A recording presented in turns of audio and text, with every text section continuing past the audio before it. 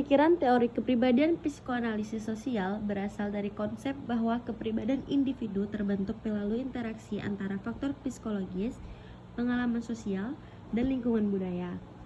Teori ini berkembang dari psikoanalisis klasik Sigmund Freud dan diperluas oleh tokoh seperti Albert Adler, Karen Horney, dan Erik Erikson, yang menekankan peran hubungan sosial dalam membentuk kepribadian seseorang. Dasar pemikiran utama. Yang pertama, pengaruh masa kanak-kanak terhadap kepribadian. Pengalaman awal, terutama dalam keluarga, membentuk pola pikir dan perilaku individu di masa dewasa. Adler menekankan bahwa perasaan inferioritas masa kecil mendorong individu untuk mencari keberhasilan. Horney percaya bahwa kecemasan dasar yang muncul dari pola asuh yang buruk mempengaruhi hubungan sosial seseorang. Yang kedua, peran hubungan sosial dalam membentukkan kepribadian. Kepribadian tidak hanya ditentukan oleh faktor biologis atau dorongan naluriah, seperti yang dikatakan Freud, tetapi juga interaksi sosial dan budaya.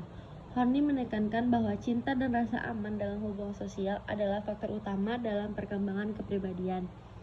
Erikson mengembangkan teori psikososial yang menunjukkan bahwa identitas individu berkembang melalui berbagai tahap interaksi sosial sepanjang hidup. Yang ketiga, mekanisme pertahanan diri dan adaptasi sosial. Individu menggunakan mekanisme pertahanan diri untuk mengatasi kecemasan dan tekanan sosial. Contoh, seseorang yang merasa tidak aman mungkin menjadi agresif, menyerang orang lain, atau menarik diri menjadi pemalu dan mengisolasi diri. Dalam bimbingan dan konseling, memahami mekanisme ini membantu klien mengembangkan strategi coping yang lebih sehat. Yang keempat, dinamika kesadaran dan bawah sadar dalam hubungan sosial. Freud menekankan bahwa banyak aspek kepribadian dipengaruhi oleh alam bawah sadar.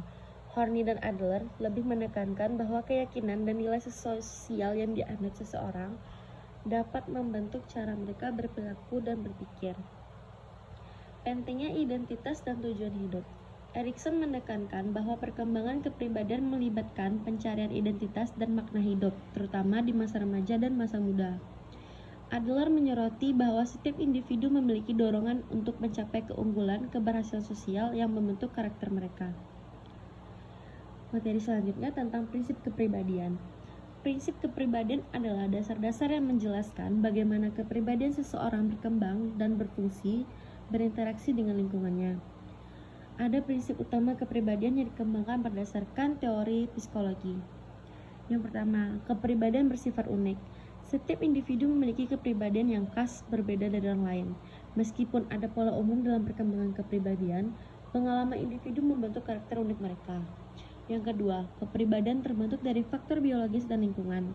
Faktor biologis seperti genetik, sistem saraf, dan hormon mempengaruhi temperamen seseorang. Faktor lingkungan, pola asuh, budaya, dan pengalaman hidup membentuk pola pikir dan perilaku individu. Yang ketiga, kepribadian bersifat dinamis dan dapat berubah. Kepribadian berkembang seiring waktu melalui pengalaman dan pembelajaran. Faktor seperti pendidikan, lingkungan, sosial, dan introspeksi diri dapat mengubah aspek kepribadian seseorang. Kepribadian mempengaruhi dan dipengaruhi oleh lingkungan. Cara seseorang berpikir, merasakan, dan bertindak dipengaruhi oleh interaksi sosial. Sebaliknya, individu juga dapat mempengaruhi lingkungan dan orang-orang di sekitar. Yang kelima, kepribadian perkembangan melalui tahapan-tahapan. Teori Erikson menunjukkan bahwa kepribadian berkembang melalui 8 tahap psikososial dari bayi hingga lanjut usia.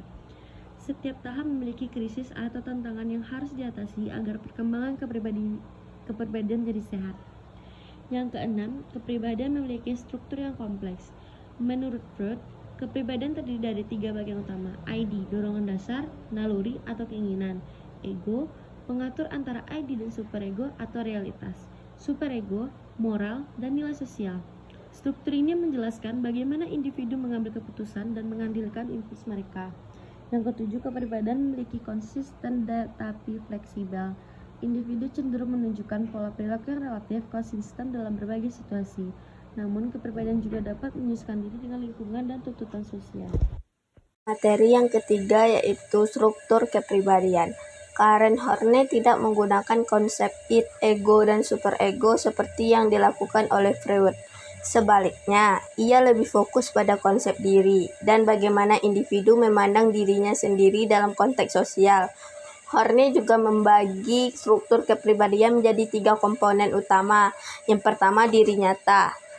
Ini adalah inti dari kepribadian yang mencakup potensi, kemampuan, dan keinginan yang sebenarnya. Diri nyata adalah bagian dari individu yang berkembang secara alami jika tidak dihambat oleh tekanan sosial atau lingkungan yang tidak mendukung. Yang kedua, diri ideal. Ini adalah gambaran diri yang tidak realistis yang diciptakan oleh individu sebagai respon terhadap tekanan sosial dan harapan yang tidak terpenuhi.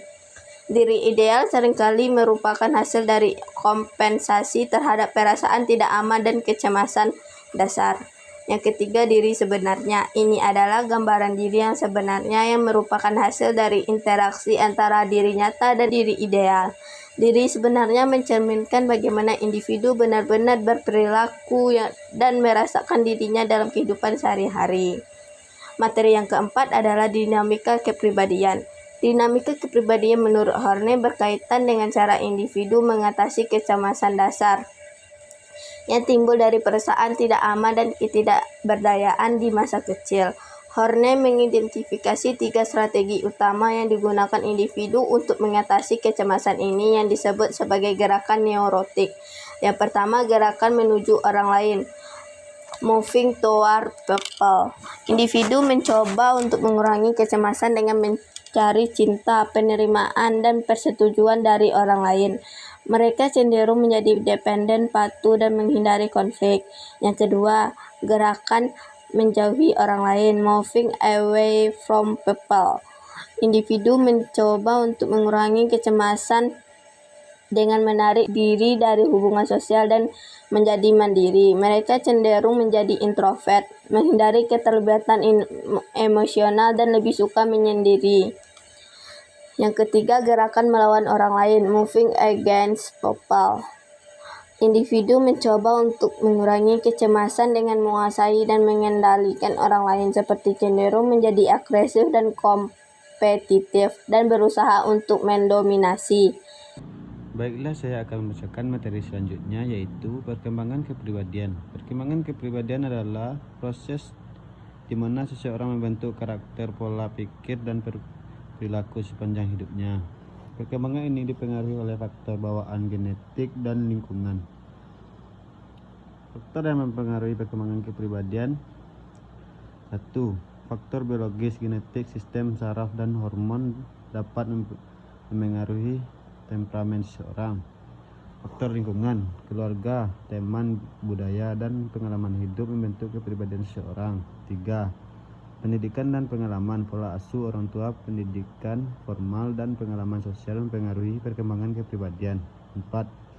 Faktor psikososial, interaksi sosial, dan peran individu dalam masyarakat dapat membentuk identitas dan kepribadian seseorang. Materi selanjutnya yaitu implikasi teori kepribadian psikoanalisis sosial terhadap bimbingan dan konseling. Teori kepribadian psikoanalisis sosial dikembangkan oleh tokoh seperti Freud, Alfred Adler, dan Karen Horney. Teori ini menekankan bahwa kepribadian seseorang terbentuk melalui pengalaman masa kecil, interaksi sosial, dan dinamika bawah sadar. Dalam konteks bimbingan dan konseling, teori ini memiliki beberapa implikasi penting, yaitu 1. Pemahaman akar masalah klien. Konselor dapat membantu klien mengeksplorasi pengalaman masa kecil atau hubungan sosial yang mungkin mempengaruhi masalah mereka saat ini. 2. Pendekatan terapeutik yang berbasis kesadaran diri. Konselor dapat menggunakan teknik asosiasi bebas untuk membantu klien mengungkap pikiran bawah sadar mereka. 3.